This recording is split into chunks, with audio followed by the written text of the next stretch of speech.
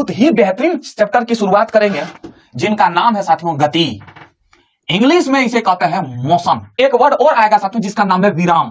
विराम को हम लोग इंग्लिश में बोलते हैं रेस्ट। अब साथियों गति किसे कहते हैं? तो साथियों याद रखना कि गति जो है साथियों, ये गति जब भी हम लोग पढ़ेंगे ना तो तुलनात्मक अध्ययन होता है साथियों। अब साथियों कोई वस्तु स्थित है साथियों, मान लो यहाँ गाछ है साथियों, ये गाछ है साथियों, यहाँ गाछ है साथियों, तो साथियों हम चल रहे हैं साथियों। तो हम जब चल रहे हैं साथियों तो इसका मतलब हम कैसे जानेंगे कि हम चल रहे हैं?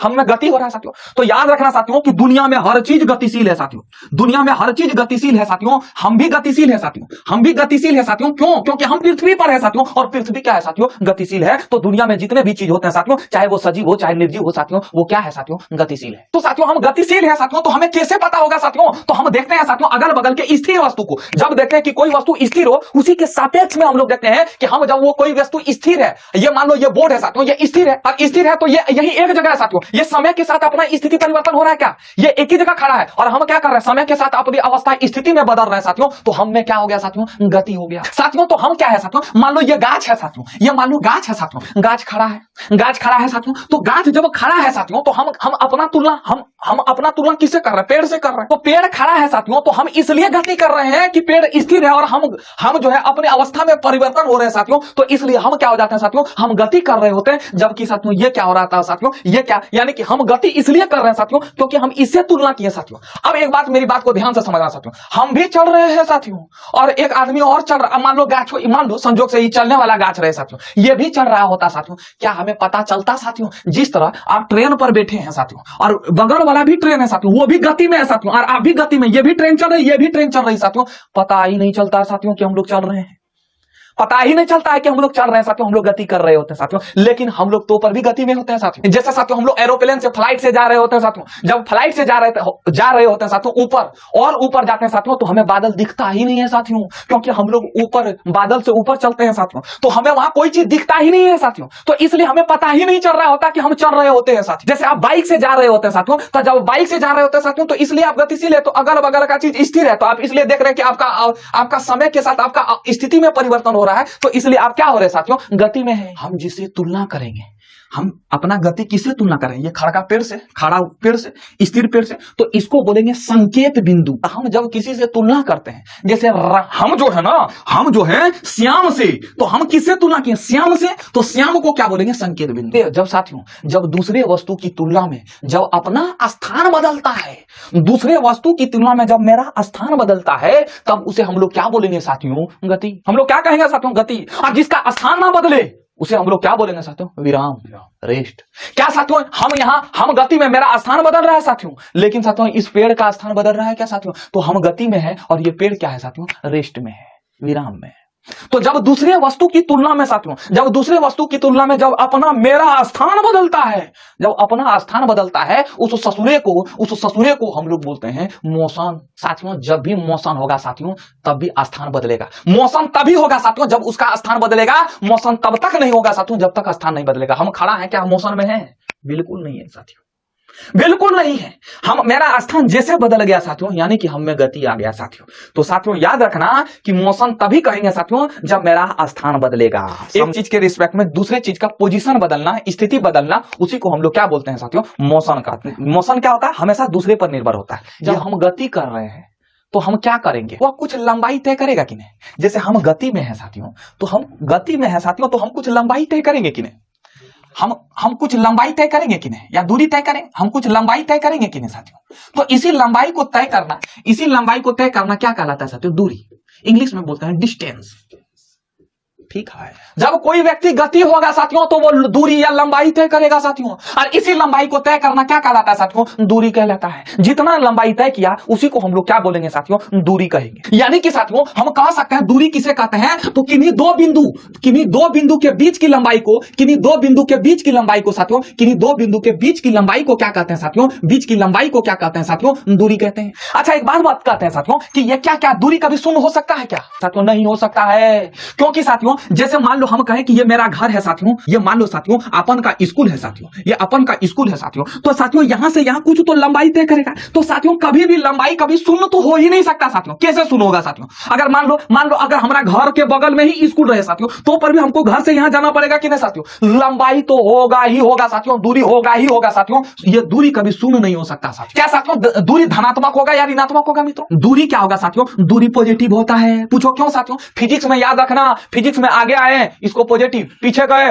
नेगेटिव होता है। समझ में आया कि ना समझ में? ये से आगे जा रहे हैं तो पॉजिटिव, पीछे जा रहे हैं तो नेगेटिव। ओ सत्रह कैसे हो गए?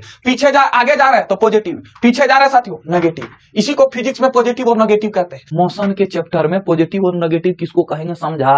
दूरी कभी भी नेगेटिव नहीं हो सकता साथियों। और साथियों दूरी का एसआई मात्रक जो होता है साथियों, दूरी का एसआई मात्रक यानी कि दूरी को जब भी मापते हैं साथियों मीटर में मापते हैं, लेकिन मीटर बहुत छोटा होता है साथियों। लेकिन बोलचाल की भाषा में हम लोग किलोमीटर में माप लेते हैं साथियों, क्योंकि किलोमीटर बहुत बड़ा होता है। लेकिन जब भी पूछेगा साथियों कि दूरी का मात्रक क्या होता है साथियों, तो दूरी का मात्रक बताना साथियों मीटर होता है। हमने दूरी पढ़ा साथियों, हमने दूरी पढ़ा साथियों। अब हम लोग विस्थापन को समझेंगे साथियों। विस्थापन मतलब क्या होता है साथियों, आइए इसी के बारे में समझेंगे। इंग्लिश में इसे बोलते हैं डिस्प्लेसमेंट।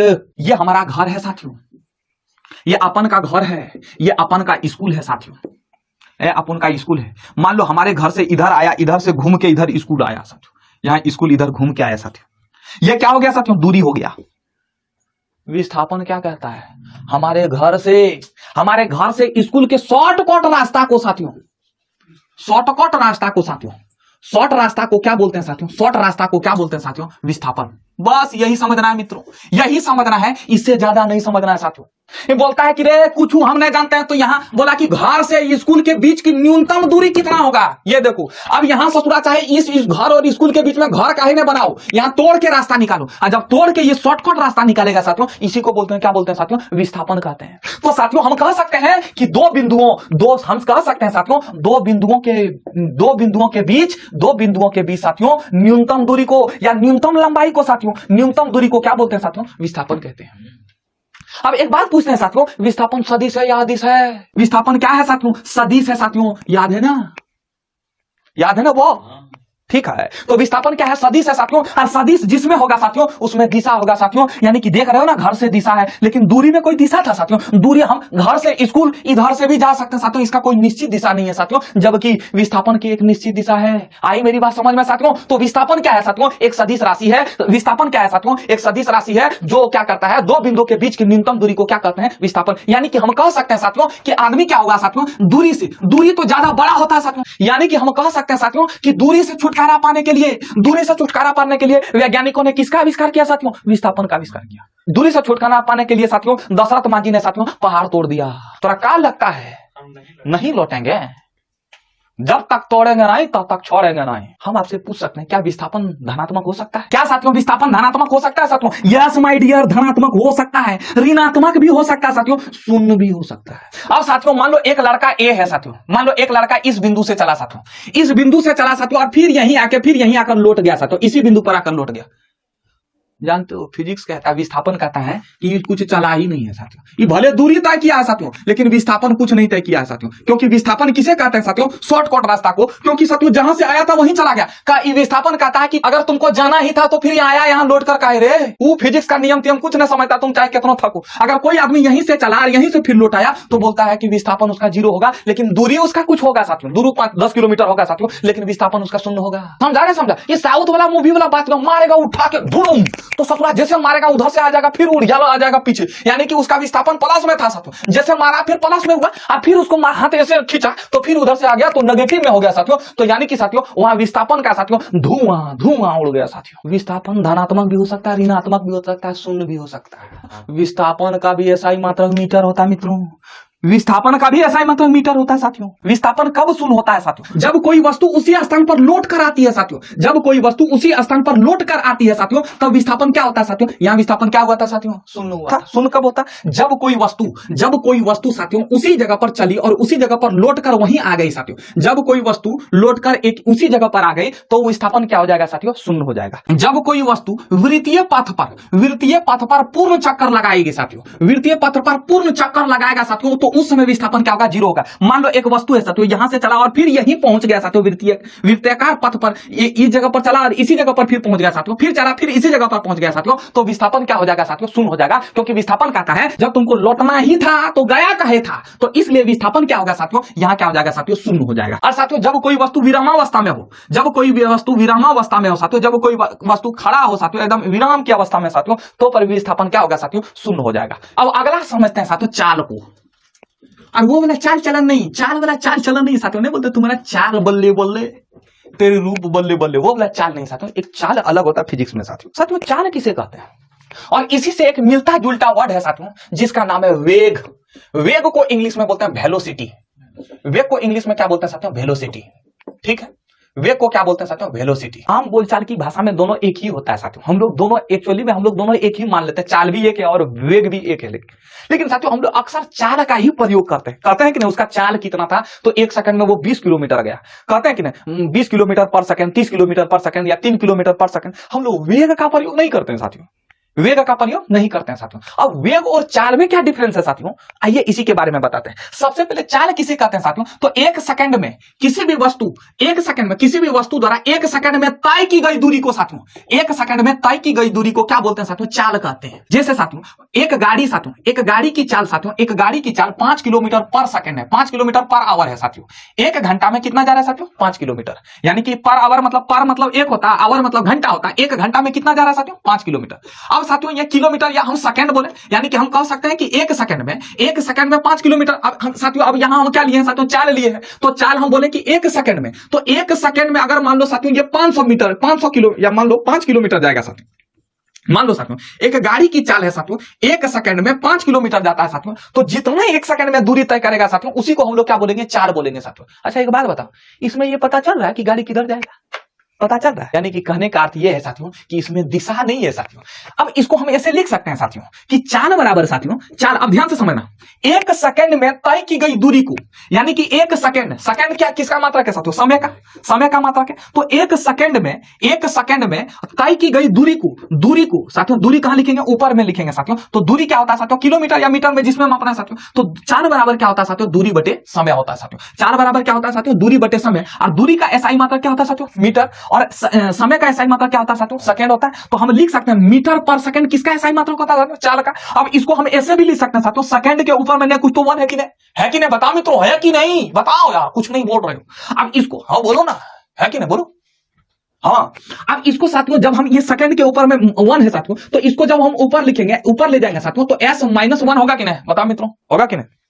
अरे 1/x² रहे साथियों, 1/x² रहे साथियों, तो हम इसको ऊपर ले जाएंगे तो क्या लिखेंगे साथियों, ये प्लस है साथियों, तो यहां क्या आ जाएगा, -2 होगा कि नहीं साथियों। अगर 1/x पर पावर -3 है साथियों, अगर हम इसको ऊपर ले जाएंगे साथियों तो क्या हो जाएगा, ये माइनस है तो साथियों ये पावर क्या आ जाएगा साथियों, प्लस हो जाएगा।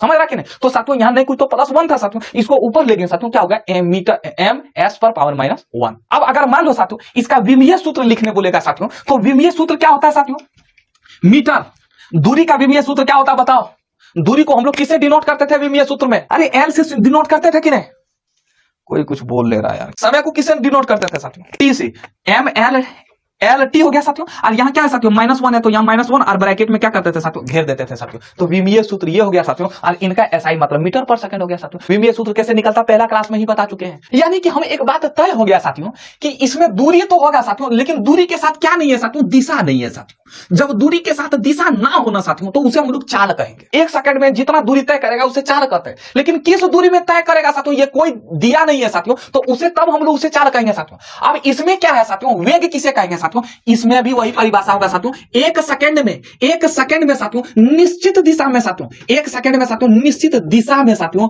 निश्चित दिशा यहां सबसे मेन है साथियों। 1 सेकंड में निश्चित दिशा में तय की गई दूरी को साथियों, 1 सेकंड में निश्चित दिशा में तय की गई दूरी को साथियों हम लोग क्या बोलते हैं साथियों, वेलोसिटी बोलते हैं। यानी कि साथियों इसमें दिशा है, इसका मतलब साथियों वेग क्या है, एक सदिश राशि है। वेग क्या है मित्रों, एक सदिश राशि है, जबकि चाल एक सदिश राशि नहीं है, जबकि दोनों का फॉर्मूला एक ही होगा साथियों, वेग बराबर भी होगा साथियों दूरी दूरी बटे समय साथियों, दूरी बटे समय इसका भी होगा साथियों, लेकिन ये क्या है साथियों, एक सदिश राशि है साथियों, इसमें दिशा है साथियों। जब कोई वस्तु ऐसे बोले कि वो जब जैसे 5 किलोमीटर गाड़ी जो है 5 किलोमीटर पर सेकंड की रफ्तार से चल रहा है साथियों, तो इसका मतलब ये हुआ साथियों चाल है। लेकिन साथियों इसमें यही दे दे कि 5 किलोमीटर पर सेकंड उत्तर की दिशा में जा रहा है साथियों, किधर जा रहा है साथियों, उत्तर की दिशा में जा रहा है साथियों, तब क्या होगा साथियों, वेग होगा। क्यों? क्योंकि इसमें दिशा दे दिया साथियों। याद दे दे यहां कि 5 किलोमीटर पर सेकंड की रफ्तार से दक्षिण की दिशा में जा रहा है साथियों, तब क्या हो जाएगा साथियों, वेग हो जाएगा। वेग का भी ऐसा ही मतलब वही होगा, मीटर पर सेकंड होगा साथियों, तो विमीय सूत्र भी वही होगा साथियों। लेकिन साथियों इसमें दिशा दिया रहे साथियों, जैसे फ्रूटिया अपना स्कूटी 5 किलोमीटर पर सेकंड की रफ्तार से चला रही है। क्या है साथियों, क्या है, चाल है या वेग है, चाल है या वेग है, चाल है, गुड। लेकिन फ्रूटिया 5 किलोमीटर पर सेकंड की रफ्तार में दिल्ली की तरफ जा रही है साथियों, फ्रूटिया 5 किलोमीटर पर सेकंड की रफ्तार में दिल्ली की तरफ जा रही है साथियों, तब क्या है साथियों, गुड, वेग। क्या है, दिल्ली एक दिशा में साथियों, फिक्स दिशा है साथियों, तो फ्रूटिया किधर जा रही है साथियों, दिल्ली की तरफ जा रही है, तब क्या हो जाएगा साथियों, वेलोसिटी हो जाएगा। समझ में आया, कोई दिक्कत? यानी कि दूरी के साथ साथियों दिशा हो तो उसे हम लोग क्या बोलेंगे साथियों, उसे हम लोग क्या बोलेंगे साथियों, वेग। अब हम लोग वेग को समझेंगे साथियों। वेग जो होता है ना, दो प्रकार के होते हैं साथियों। पहला होता है साथियों प्रारंभिक वेग, और दूसरा होता है साथियों अंतिम वेग। अंतिम वेग को साथियों v से दर्शाते हैं और प्रारंभिक वेग को u से दर्शाते हैं साथियों। किससे दर्शाते हैं? u से दर्शाते हैं। जिस वेग से कोई वस्तु चलना शुरू करता है साथियों, तो उसे हम लोग क्या बोलते हैं साथियों, प्रारंभिक वेग। और इसके बाद अंतिम वेग क्या होता है साथियों, तो किसी वस्तु के प्रारंभ होने के बाद की स्थिति को हम लोग क्या बोलते हैं साथियों, प्रारंभ होने के बाद की स्थिति को क्या बोलते हैं साथियों, अंतिम वेग। साथियों हम खड़ा है साथियों, तो हमारा प्रारंभिक वेग कितना है साथियों, 0। हमारा प्रारंभिक वेग क्या है, 0। इसके बाद चल दिए साथियों, अब फिर हम यहां आगे रुक गए साथियों, मेरा अंतिम वेग भी क्या हो जाएगा साथियों, 0। प्रारंभिक वेग भी 0 और अंतिम वेग भी, यहां जहां तुम देख रहे हो प्रारंभिक वेग क्या हो गया साथियों, 0 हो गया। यानी कि सॉरी अंतिम वेग क्या हो गया साथियों, वहां 0 हो गया। हम चल रहे थे, हम यहां चल रहे हैं साथियों, तो हम अभी खड़ा है साथियों। विरामावस्था में प्रारंभिक वेग क्या होता है साथियों, 0 होता है। विरामावस्था में क्या होता है साथियों, प्रारंभिक वेग क्या होगा, 0 होगा। इसके बाद चले साथियों, अब फिर इस जगह पर खड़ा हो गया साथियों, मेरा अंतिम वेग भी क्या हो गया साथियों, 0। जब कोई वस्तु हमारे आंख के सामने से चालू हो रही हो, तो उसका प्रारंभिक वेग क्या होगा, 0 होगा। जैसे एक ट्रेन जो है प्लेटफॉर्म नंबर 2 पर खड़ी है साथियों, तो जब 2 पर खड़ी है तो उसका प्रारंभिक वेग क्या हो जाएगा, 0। अब वही बोल दे, क्वेश्चन में बोल दे कि एक ट्रेन से साथियों हावड़ा जंक्शन से प्लेटफॉर्म नंबर 2 पर आ रही है, तब प्रारंभिक वेग क्या होगा मित्रों, तब प्रारंभिक वेग तो उसका पता नहीं होगा साथियों, तब प्रारंभिक वेग 0 होगा कि साथियों, बिल्कुल 0 नहीं होगा। यानी कि साथियों कि ट्रेन, हम कह रहे हैं कि एक ट्रेन है साथियों हावड़ा स्टेशन से चलकर प्लेटफॉर्म नंबर 2 पर आने वाली है, तब ससुरा प्रारंभिक वेग कहां 0 होगा साथियों, क्योंकि उस समय हम देखें क्या उनका, वो कितना रफ्तार से आ रही है, उस समय हम देखें क्या साथियों, तो उस समय प्रारंभिक वेग तो उसका 0 नहीं होगा साथियों। लेकिन वही साथियों जब हम कह दें कि ट्रेन 2 नंबर प्लेटफॉर्म से निकलने वाली, खुलने वाली है, तो इसका मतलब 2 नंबर प्लेटफॉर्म पर रुकी है ट्रेन, वहां विरामावस्था में है, तो उस समय प्रारंभिक वेग क्या होगा साथियों, 0 होगा। जब कोई वस्तु हमारे आंख के सामने से चालू हो साथियों, या विरामावस्था में हो साथियों, तो उसका प्रारंभिक वेग क्या होगा साथियों, लड्डू। अब जैसे देखो हम चले, ठीक है, अब चले साथियों, जैसे चल गई ट्रेन, चली, अब कहां रुकी, अब हम देखने गए थे हावड़ा की। अब वही अगर क्वेश्चन में कह दे कि हावड़ा में जाकर रुकी, तब हावड़ा में उस ट्रेन का वेग क्या हो जाएगा, अंतिम वेग क्या हो जाएगा उस ट्रेन का, 0। या अब जैसे देखो कोई ट्रेन आ रही है, दिल्ली से आ रही है हम हावड़ा जंक्शन पर खड़े हैं। अब हावड़ा जंक्शन पर खड़े हैं, तो अब देखो इसका प्रारंभिक वेग तो हमको नहीं पता है, क्योंकि ये ट्रेन जो है प्रारंभिक वेग कितना है हमको नहीं पता है, 0 नहीं होगा। क्यों? क्योंकि हम देखबे नहीं किए हैं कि ट्रेन कहां से खुली है, ठीक है। अब वो साथियों वो ट्रेन कहां हुई, हावड़ा जंक्शन पर आकर रुक गई, तो तब उसका अंतिम वेग क्या हो जाएगा, 0। अंतिम वेग उस समय क्या होगा, 0 होगा। जब कोई वस्तु आंख के सामने ही रुक जाए, उसका अंतिम वेग क्या हो जाएगा, 0। जैसे वस्तु को उछालें साथियों, हम जैसे वस्तु को उछालें साथियों, तो प्रारंभिक वेग खड़ा था, प्रारंभिक वेग क्या होगा, 0। अब फिर देखो फिर ऊपर में जैसे इस वस्तु को उछाले साथियों, जैसे हम इस मार्कर को उछाले थे साथियों, तो प्रारंभिक वेग क्या हुआ था, 0। अब फिर यहां भी साथियों, यहां आया था, यहां उछला था, तो यहां भी अंतिम वेग क्या हुआ, यहां आकर रुकी कि नहीं, यहां आकर रुकी, तो यहां अंतिम वेग भी क्या हो गया साथियों, 0। विज्ञान की वह शाखा साथियों जिसमें गति का अध्ययन करते हैं साथियों, उसे हम लोग मैकेनिक्स कहते हैं साथियों, हिंदी में यांत्रिकी कहते हैं मित्रों, यांत्रिकी। अब इस यांत्रिकों को भी साथियों 3 भागों में बांटा गया साथियों, इस यांत्रिकी को भी क्या है साथियों, 3 भागों में बांटा गया। एगो स्टैटिक्स, इसके बाद काइनेमेटिक्स, इसके बाद डायनेमिक। तो यांत्रिकी को 3 भागों में बांटा गया साथियों, एगो स्टैटिक, दूसरा काइनेमेटिक्स और तीसरा साथियों डायनेमिक। इसमें जो गति का जो अध्ययन किया जाता है साथियों, रेस्ट में गति का अध्ययन किया जाता है साथियों, इसमें क्या किया जाता है, गति का रेस्ट में अध्ययन किया जाता है। जब गति विराम, कोई वस्तु विराम में हो तब इसमें अध्ययन किया जाता है, स्टैटिक्स में। और इसमें किसी भी वस्तु को मोशन में अध्ययन किया जाता है, गति में अध्ययन किया जाता है। किसी भी वस्तु को इसमें किस में अध्ययन किया जाता है साथियों, गति में अध्ययन किया जाता है। एक्चुअली में काइनेमेटिक जो है किनेमिया वर्ड से बनाया साथियों। काइनेमेटिक्स किससे बनाया साथियों, किनेमिया वर्ड से बनाया, जिसका अर्थ ही होता है साथियों गति।